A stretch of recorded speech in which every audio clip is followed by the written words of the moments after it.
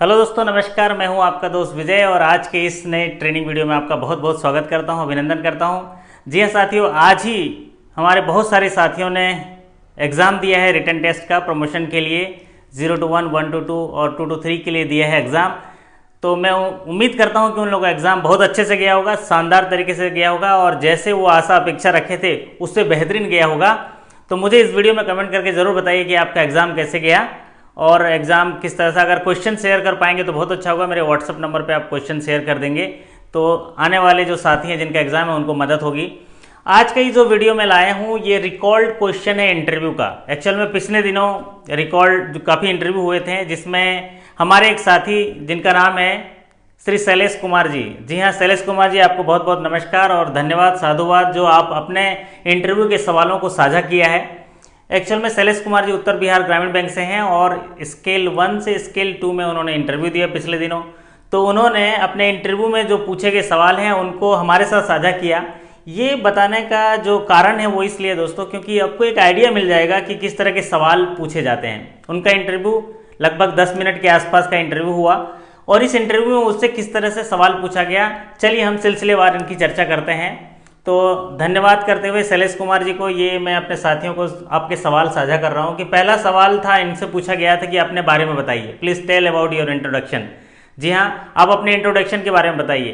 तो मैंने बताया था आपको पहले अपने बारे में पूरी तैयारी करके रखनी है, सटीक से सटीक चीज़ें जैसे ही ऐसे मौका मिले तो आपको उसको बताना है। अपने इंट्रोडक्शन के बारे में इनसे पूछा गया, एक बढ़िया अपॉर्चुनिटी रहता है हमको अपने बारे में अच्छा बताने के लिए, अपनी अच्छाई को, अपने स्ट्रेंथ को बताने के लिए, अपने पास उस पद के लिए हम क्यों योग्य हैं उसको बताने के लिए कि अच्छा अपॉर्चुनिटी रहता है अगर ये सवाल पूछा जाए।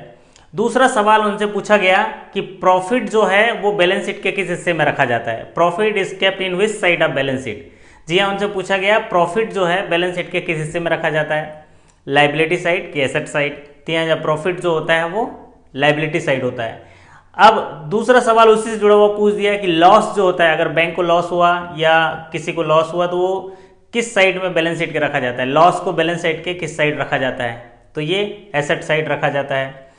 अब who is the Nobel prize winner in economics, क्योंकि शैलेश कुमार जी ने बताया कि वो ग्रेजुएशन स्नातक जो है वो इकोनॉमिक्स अर्थशास्त्र से किए हैं, तो उन्हीं से जुड़ा हुआ उनसे सवाल पूछ दिया कि नोबेल पुरस्कार जो है किस भारतीय मूल के नागरिक को मिला है, इकोनॉमिक्स का, अर्थशास्त्र का नोबेल पुरस्कार किस भारतीय मूल के नागरिक को मिला। तो उनको पता था, उन्होंने जवाब दिया अभिजीत बनर्जी जी को मिला है, भारतीय मूल के नागरिक हैं।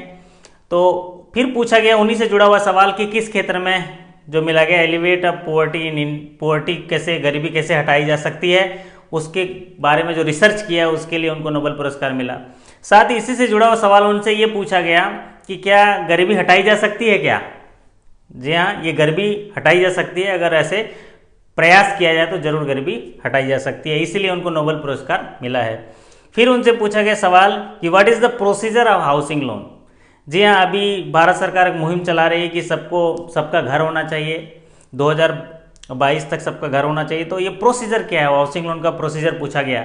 तो आपको ऐसी तैयारी करके रखना है कि 1 से 2 मिनट में आप हाउसिंग लोन का प्रोसीजर बता सकते हैं कि कोई भी व्यक्ति जो है वो घर बनाने के लिए या घर खरीदने के लिए, फ्लैट खरीदने के लिए हाउसिंग लोन ले सकता है और उसके लिए उसका सिबिल अच्छा होना चाहिए, उसकी इनकम होनी चाहिए, रिपेमेंट कैपेसिटी होनी चाहिए, प्रॉपर्टी जो है वो वैलिड होनी चाहिए और सही तरीके से, आवासीय तरीके से वो डाइवर्टेड होनी चाहिए। इस तरह की आप 2-4 चीज़ें जो होती हैं, वो लैंड सही होना चाहिए, मॉर्गेजेबल होना चाहिए, ये प्रोसीजर उन्होंने बताया।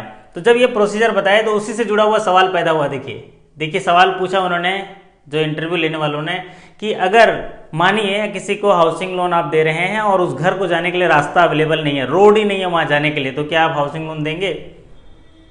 जी हाँ, पूछा गया है कि उस जगह पे हाउसिंग लोन जाने के लिए रास्ता अवेलेबल नहीं है तो आप हाउसिंग लोन कैसे सेंक्शन करोगे।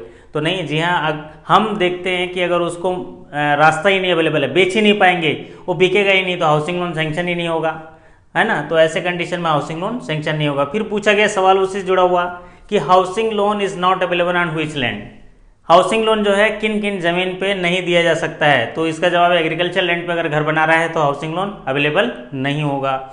फिर उनसे ब्रांच से जुड़ा हुआ सवाल पूछ दिया कि what is the NPA percentage of your branch. जी हाँ, जब आप इंटरव्यू में जाते हैं तो तो अपने ब्रांच बिजनेस के बारे में और साथ ही साथ अपने बैंक के बिजनेस के बारे में भी जान लीजिए। तो इनसे सवाल पूछ दिया, देखिए what is the NPA percent of your branch. फिर साथ में जब एनपीए परसेंटेज इन्होंने बताया, जो भी उनका उत्तर होगा, तो उसके साथ साथ सवाल पूछ दिया कि आप बताइए अब इस एनपीए को आप कैसे रिड्यूस कर सकते हैं, किस तरीके से रिड्यूस कर सकते हैं। तो वही रिकवरी के टूल्स आपको बताने हैं कि कौन कौन से रिकवरी के टूल्स जो कारगर हैं उस एरिया में, जिस एरिया में आप काम कर रहे हैं। तो आप सही तरीके से उन टूल्स पे बता देंगे कि इस तरीके से हम रिकवरी कर सकते हैं और एनपीए को रिड्यूस कर सकते हैं। अब सवाल उनसे फिर पूछा गया ब्रांच के बारे में कि what is your branch business figure, आपके ब्रांच का जो बिजनेस फिगर है वो क्या है। तो डिपॉजिट, एडवांस और प्रॉफिट और एनपीए जो होता है बिजनेस फिगर होता है। फिर उसमें पूछता है आपके बिजनेस में सबसे बढ़िया बिजनेस किस चीज़ का है, गवर्नमेंट बिजनेस है, पब्लिक बिजनेस है, पब्लिक डिपॉजिट है। ये सब आपको मोटा मोटी आपको पता होनी चाहिए कि आपके ब्रांच का बिजनेस फिगर कितना है और उस बिजनेस में अधिकतम हिस्सा किसका है। फिर उनसे पूछा गया अंतिम सवाल कि आप बताइए आपने अभी तक CIB क्यों नहीं किया, अभी तक आपने CAIIB क्यों नहीं किया। तो ये सवाल पूछ दिया उनके एजुकेशन से रिलेटेड, क्योंकि उन्होंने JIB किया हुआ है तो CIB क्यों नहीं किया वो पूछ दिया। तो ऐसे सवालों के लिए आप तैयार रहिए। देखिए इसमें पर्सनल कैटेगरी में भी सवाल आ गया और थोड़े से अकाउंट सेक्शन के सवाल पूछे और उनके एजुकेशनल बैकग्राउंड से सवाल पूछे गए। फिर जो ताज़ा तरीन चल रहा है housing loan for all urban area में, तो उसके सवाल पूछे। ब्रांच के जो इन्फॉर्मेशन है, जॉब इन्फॉर्मेशन, उससे रिलेटेड सवाल पूछे। साथ ही साथ उन्होंने उनके एजुकेशनल बैकग्राउंड पे भी सवाल पूछे। तो ये एक आपको इस वीडियो के माध्यम से आपको एक तजुर्बा मिला होगा, एक अनुभव मिला होगा कि आने वाले इंटरव्यू में किस तरह के सवाल पूछे जा रहे हैं। और आप भी इस तरह से तैयारी कर सकते हैं, अपने बारे में पर्सनल इन्फॉर्मेशन, जॉब इन्फॉर्मेशन और छोटी छोटी चीज़ें तैयार करके आप जा सकते हैं और अच्छे आत्मविश्वास के साथ और अच्छे मनोबल के साथ इंटरव्यूअर के सामने अपनी अच्छी छवि प्रस्तुत कर सकते हैं और साक्षात्कार में सफल हो सकते हैं। उम्मीद करता हूं कि ये वीडियो आपको अच्छी लगी होगी। अगर अच्छी लगी होगी तो एक लाइक कर दीजिए और अगर चैनल में नए आए तो सब्सक्राइब कर लीजिए, क्योंकि इंटरव्यू, बैंकिंग इंटरव्यू और प्रमोशन से रिलेटेड वीडियो मैं लाते रहता हूं। जी हाँ, इस वीडियो को देखने के लिए आपका धन्यवाद। फिर मुलाकात होगी अगले वीडियो के साथ। तब तक आपकी सफलता की शुभकामना करते आपसे विदा लेता हूँ। एक बार पुनः धन्यवाद, नमस्कार, थैंक यू सो मच।